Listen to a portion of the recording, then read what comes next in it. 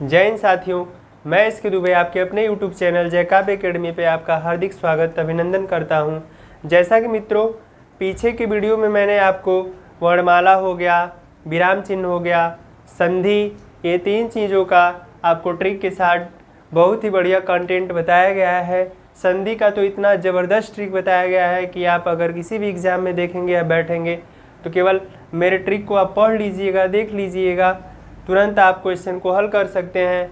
आज के वीडियो में सर जी हम समास पढ़ाएंगे आपको, और समास का भी ट्रिक ही बताएंगे, क्योंकि एक हफ्ते बाद यूपी ट्रिपल एस सी पेट का एग्ज़ाम होने वाला है। तो ज़्यादा से ज़्यादा कंटेंट में ज़्यादा से ज़्यादा चीज़ें हम आपको बताने की कोशिश कर रहे हैं कि आप एक नज़र भी देख लें हमारे वीडियो को, तो आपको कहीं भी किसी भी प्रकार की दिक्कत ना हो।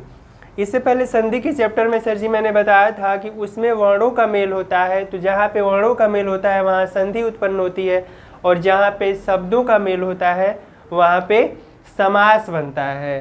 तो संधि और समास में बस यही अंतर है कि वर्णों के मेल से जो उत्पन्न हो उसे संधि, और समास में क्या होता है कि शब्दों के मेल से जो उत्पन्न हो या जो सार्थक शब्द बने उसे हम समास कहते हैं। तो आइए समास का चैप्टर हम प्रारंभ करते हैं, और समास हम आपको बताएंगे ओनली वन केवल ट्रिक पे।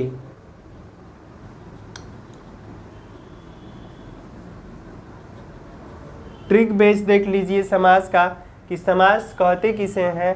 तो समास की परिभाषा क्या होती है, एक लाइन में हम आपको बता देते हैं कि समास कहते किसे हैं। तो ऐसे भी आप बोल सकते हैं कि दो सार्थक शब्दों के मेल से जो नया शब्द उत्पन्न होता है उसे हम समास कहते हैं। जैसे दो या दो से अधिक सार्थक शब्दों के मेल से जो नए शब्द बनते हैं उसे हम समास कहते हैं। एक लाइन की परिभाषा है सर जी कि दो या दो से अधिक सार्थक शब्दों के मेल से जो नए शब्द बनते हैं उसे हम समास कहते हैं। शब्दों का मेल होता है सार्थक शब्द का मतलब होता है सर जी कि उस शब्द का भी कुछ मतलब निकले या कुछ अर्थ निकले, या वो हमारी हिंदी भाषा में रहना चाहिए या हिंदी व्याकरण में रहना चाहिए। ऐसे शब्द जो हमारे बोलचाल में उत्पन्न हो, बोलचाल में उसको हम यूज करते हो, तो ऐसे शब्दों के मेल से जो नए शब्द बनते हैं उसे हम समास कहते हैं। समास के प्रकार ये होते कितने प्रकार के हैं?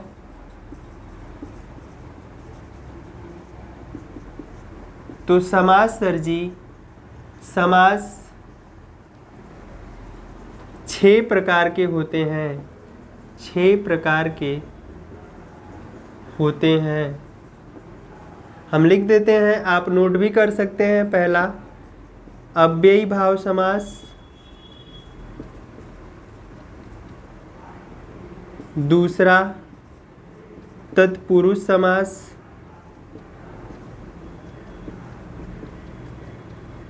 तीसरा कर्मधारय समास,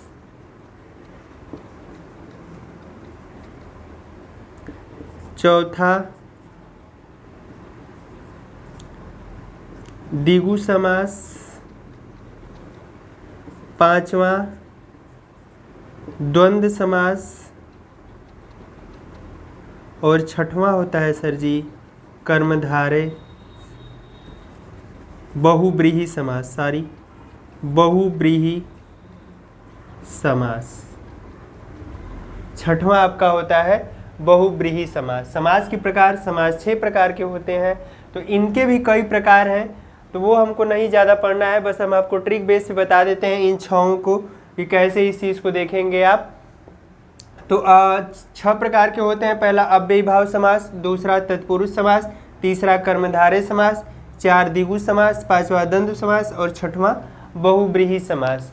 तो इसको अब एक एक तरह से एक एक ओर से पढ़ते हुए चलते हैं। आपको हमारे एक एक का आपका एक्सप्लेनेशन करते हुए आपको बताते हैं। तो पहला हमारा रहेगा सर जी अव्ययीभाव समास। तो ज़्यादा से ज़्यादा मेहनत करके पढ़िए, क्योंकि एग्ज़ाम बहुत नज़दीक है, सेंटर भी बहुत दूर है, तो आपको पढ़ने का मौका मिलेगा नहीं। इसलिए ज़्यादा से ज़्यादा सर जी पहले ही पढ़ते रहिए, हमारे चैनल को सब्सक्राइब करते रहिए और अपने दोस्तों मित्रों से भी भेजकर उनके द्वारा भी चैनल को सब्सक्राइब करवाते रहें। तो पहला है सर जी हमारा पहला नंबर अव्ययीभाव समास। अव्ययीभाव समास केवल ट्रिक बताएंगे सर जी आपको, और कहीं भी किसी प्रकार का कोई दिक्कत नहीं होगा। अगर आपको दिक्कत होगा या परेशानी होगा किसी प्रकार का तो आप हमारे कमेंट बॉक्स में लिख सकते हैं। तो कर्मधारय अव्ययीभाव, अव्ययीभाव समास क्या कहता है कि जिन शब्दों के प्रारंभ में, एक लाइन की परिभाषा ट्रिक के बेस पे, जिन शब्दों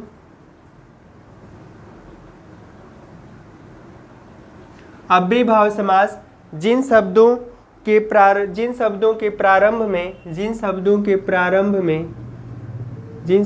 प्रारंभ में उपसर्ग लगा हो उसे अव्ययीभाव समास कहते हैं। अव्ययीभाव समास कहते हैं।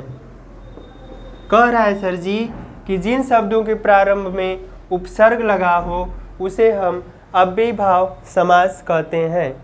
अव्ययीभाव समास की ये पहचान है कि उसका पहला पद जो होगा उसे वो हमारा उपसर्ग होगा। उपसर्ग आपको पता होगा, उपसर्ग हम आपको बताएंगे भी, और इसमें भी जो एग्जाम्पल देंगे उसमें भी आपको कुछ उपसर्ग मिल जाएंगे। तो इसका एग्जाम्पल पहला जैसे लिख सकते हैं, यथासंभव। यथासंभव, तो इसका आगे यदि हम समास विग्रह करेंगे तो लिखेंगे यथा प्लस संभव। यथासंभव, और इसका समास विग्रह हम करेंगे तो जैसे कहा जाता है कोई भी चीज़ कि यथासंभव वो चीज़ आप कर सकते हैं, यानी आप कह सकते हैं कि आप एग्जाम्पल दे रहे हो कि जैसा संभव हो।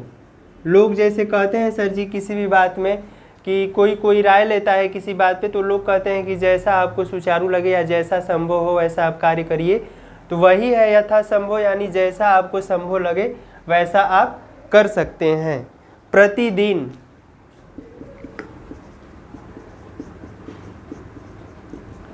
तो इसका होगा प्रतिधन, दिन बराबर प्रत्येक दिन।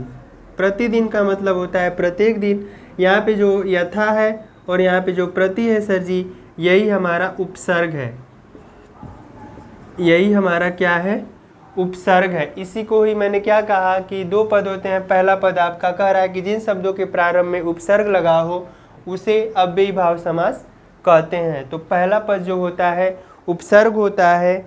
अनुरूप लिख सकते हैं, अनुरूप। इसका करेंगे सर जी तो होगा अनुधन रूप, यानी कि जन्म से लेकर। तो यहाँ पे जो अनु है सर जी, ये हमारा क्या है? उपसर्ग है। तो आपको अव्ययीभाव समास समझ में आ गया होगा कि जहाँ पे आपको पहला शब्द उपसर्ग दिखे उसको आप अव्ययीभाव समास एकदम आँख मूंद के चूज करिएगा। 100% आंसर सही होगा। कोई दिक्कत, कोई लेकिन, कोई परेशानी नहीं। यदि आपको कोई दिक्कत समझने में या बताने में या कुछ और प्रॉब्लम है तो आप हमें कमेंट कर सकते हैं या मैसेज कर सकते हैं हमारे चैनल पे।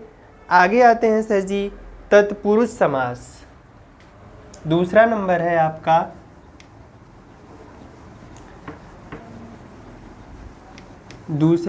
सर जी तत्पुरुष समास। बहुत ही मोस्ट इम्पॉर्टेंट चैप्टर है। और जहाँ पे कोई ऐसा शब्द, देखिए तत्पुरुष समास की एक एग्जाम पॉइंट्स हम आपको बता देते हैं कि जहाँ पे द्वंद्व, द्विगु, कर्मधारय और बहुब्रीहि ऐसे हैं कि बिल्कुल आसान है। उसके बाद यदि आपको शब्द में कुछ कन्फ्यूजन लग रहा हो, आप समास विग्रह नहीं कर पा रहे हो तो वहाँ पे कुछ मत करिएगा। वहाँ पे 70% वो क्वेश्चन खींच कर लेकर चला जाएगा तत्पुरुष के तरफ, यानी तत्पुरुष का एग्जाम्पल मान सकते हैं उसको कि हम तत्पुरुष का समास हो सकता है, क्योंकि कर्मधारय, बहुव्रीहि और द्वंद्व और द्विगु हम आपको बताएंगे तो वो इतने आसान है कि आप बस आँख मूंद के उसको लगा सकते हैं, बस देख कर करके लगा सकते हैं। तो तत्पुरुष समास,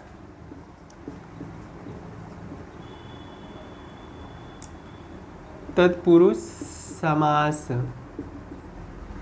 तत्पुरुष समास किसे कहते हैं? तो सब इसमें होता है सर जी कि जिस समास को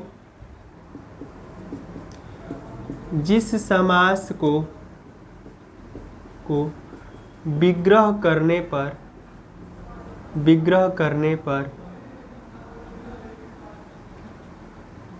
जिस समास को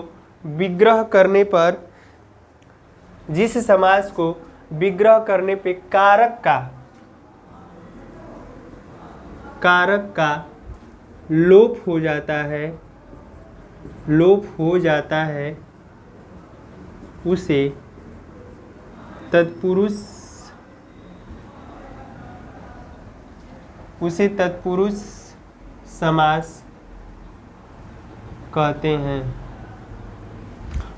तत्पुरुष समास कहते हैं।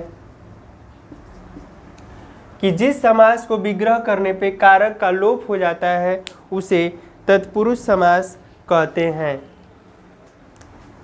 इसका एक नोट लिख लीजिए, जैसे का, के, की, के लिए, में, कामा, पर आदि, यानी ये कारक हैं, इनको जब समास विग्रह करेंगे आप सर जी तो इनका लोप हो जाएगा, यानी ये उसमें से गायब हो जाएंगे। तो इसका एग्जाम्पल लिख लेते हैं, जैसे राजपुत्र, तो इसका होगा राजा का पुत्र, समास विग्रह होगा आपका राजा का पुत्र। तो कह रहा है कि जिस समास को विग्रह करने पे कारक का लोप हो जाता है, तो जब हम समास विग्रह करेंगे तो ये जो कारक है सर जी ये गायब हो जाएगा, तब बन जाएगा आपका राजपुत्र। राजपुत्र का मतलब राजा का पुत्र, तो जो का हमारा है वही हमारा कारक है जो इसमें से गायब हो गया। यश प्राप्त, तो यश को प्राप्त। अगला है मन चाहा, मन चाहा का होगा मन से चाहा, मन से चाहा, मन चाहा का होगा मन से चाहा। रसोई घर, रसोई घर, रसोई के लिए घर, तो यहाँ पे जो के लिए है उसका लोप होगा रसोई घर में, रसोई के लिए घर। गंगा जल हो जाएगा इसका एग्जाम्पल बहुत ही अच्छा, गंगा जल, इसको लिख सकते हैं गंगा, गंगा का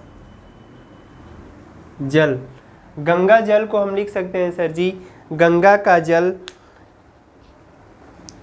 और हो जाएगा स्वर्गवास हो जाएगा, आप बीती हो जाएगा, दीनानाथ हो जाएगा। दीनानाथ को हम लिख सकते हैं, दीनानाथ को लिख सकते हैं दीनों के नाथ, दीनों के नाथ, दीनानाथ। स्वर्गवास का हो जाएगा स्वर्ग को वास। आप बीती का हो जाएगा आप पर बीती। तो ये है आपके तत्पुरुष के एग्जाम्पल, जिसमें कह रहा है कि जिस समास को विग्रह करने पे कारक का लोप हो जाता है उसे सर जी हम तत्पुरुष समास कहते हैं। इसमें नोट है का, के लिए, में, पर आदि का लोप हो जाएगा। राजपुत्र का राजा का पुत्र, यश प्राप्त को यश को प्राप्त, मन चाहा का मन से चाहा या मन, रसोई घर का रसोई के लिए घर, गंगा जल का गंगा का जल, दीनानाथ का दीनों के नाथ, स्वर्गवास का स्वर्ग को वास, आप बीती आप पर बीती। इसके आगे चलते हैं, आपका तीसरा है सर जी कर्मधारय। कर्मधारय समास में क्या होता है उसका भी हम ट्रिक बताएंगे। मैंने यहाँ पे लिखा ही है कि समास को हम ट्रिक बेस पे आज आपको बताते हैं, क्योंकि एग्ज़ाम है एक हफ्ते बाद, जिसकी वजह से हम आपको ज़्यादा से ज़्यादा ट्रिक बेस पे बताने का प्रयास किए। संधि भी मैंने ट्रिक पे बताया बिल्कुल। आप एक बार केवल वीडियो को देख लेंगे, उसके बाद आपको कहीं भी किसी प्रकार से कोई दिक्कत नहीं होता है। संधि समास में फ़र्क इतना है कि संधि में वर्णों का मेल होता है, समास में सर जी सार्थक शब्दों का मेल होता है। नए शब्द जो बनते हैं सार्थक शब्दों के मेल से, उसे हम समास कहते हैं, उसे हम समास कहते हैं। तीसरा है सर जी आपका कर्मधारय समास।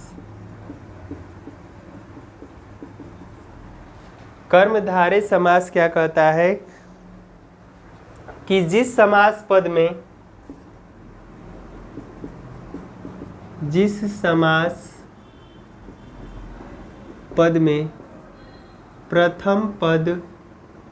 प्रथम पद दूसरे पद की विशेषता बताता है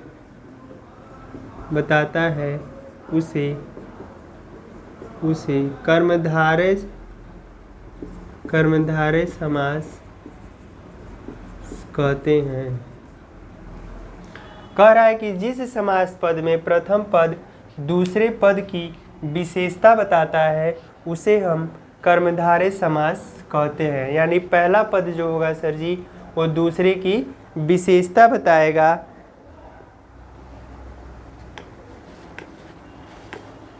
जैसे इसका नोट आप लिख सकते हैं कि इसमें दूसरे पद की तुलना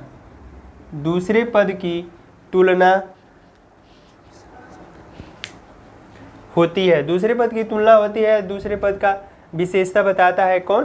प्रथम पद। एग्जाम्पल जैसे लिख लेंगे चरण कमल।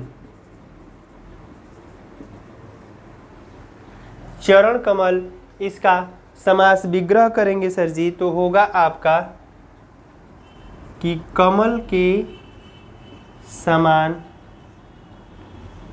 है जिनका चरण। इसका ये एक पॉइंट है जिनका, ये देखेंगे तो हर विग्रह में आएगा, हर समास विग्रह में आपको है जिनका देखने को मिल सकता है। ये भी एक ट्रिक ही है। चरण कमल कह रहा है कि कमल के समान है जिनका चरण, यानी जो चरण है इसकी विशेषता कौन बता रहा है? तो कमल कह रहा है। कमल के समान, यानी कमल का जो फूल होता है उसके समान जो है सर जी इनका चरण है।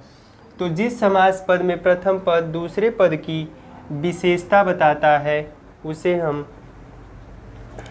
हम कर्मधारय समास कहते हैं, उसे हम कर्मधारय समास कहते हैं। अगला है कमल नयन। कमल नयन,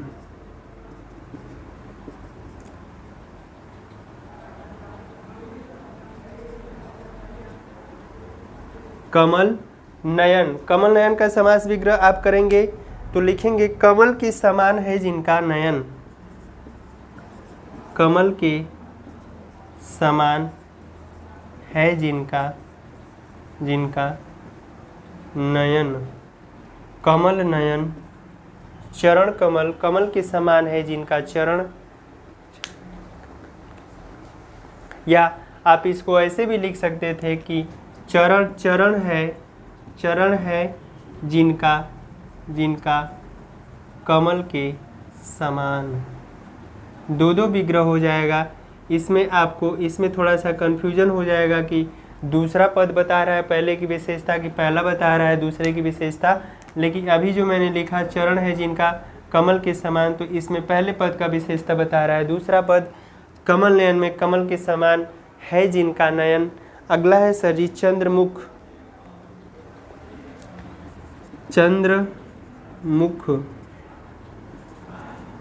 चंद्र के समान है जिनका मुख। देख रहे हैं, है जिनका हर किसी में आ रहा है, कह रहा है कि चंद्र के समान है जिनका मुख, उसे हम चंद्रमुख कहते हैं। कर्मधारय समास की यही विशेषता है सर जी। महापुरुष, अगला महापुरुष, इसका विग्रह करेंगे तो लिखेंगे महान है जो पुरुष। यहाँ पे देखिए है जो आया, महान है जो पुरुष, उसे हम कहेंगे महापुरुष। महान है जो पुरुष। अगला है सर जी अधमरा।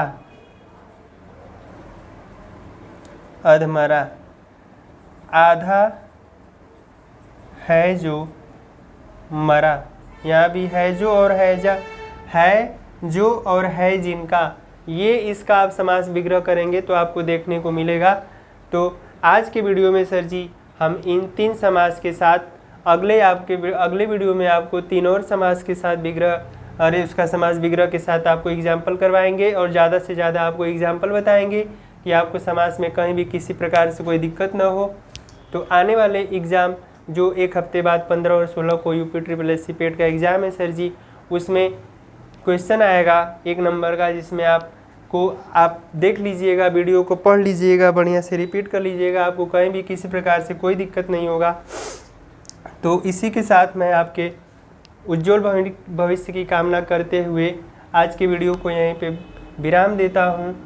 मस्त रहिए, खुश रहिए, पढ़ते रहिए और ज़्यादा से ज़्यादा चैनल को सब्सक्राइब करते रहिए। जय हिंद साथियों।